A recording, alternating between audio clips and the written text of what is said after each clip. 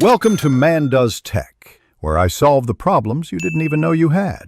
You start by confirming your iPhone supports Face ID and that you're signed into your Apple ID. This allows purchases to tie to your biometric profile. Next, make sure Face ID is enabled for iPhone Unlock and iTunes and App Store in settings. This is required.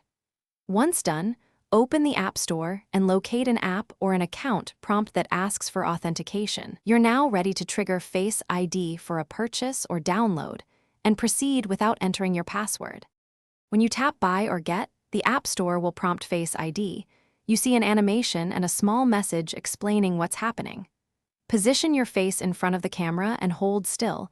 Don't cover the sensor, because Face ID needs a clear view to match your enrolled face.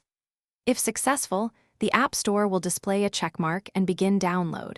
If you need to authorize a family purchase, follow the on-screen confirm steps and make sure the requesting Apple ID is correct before finalizing. After the download begins, you're finished. Make sure the app completes and appears on your home screen. If Face ID fails, the App Store offers Enter Password. Use this and then review your Face ID settings. Make sure nothing blocks the true depth camera and that ambient light isn't extreme, since that can cause mismatches.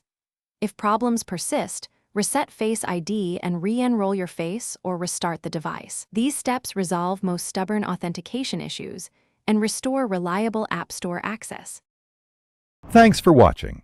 If you found this helpful, don't forget to like and subscribe.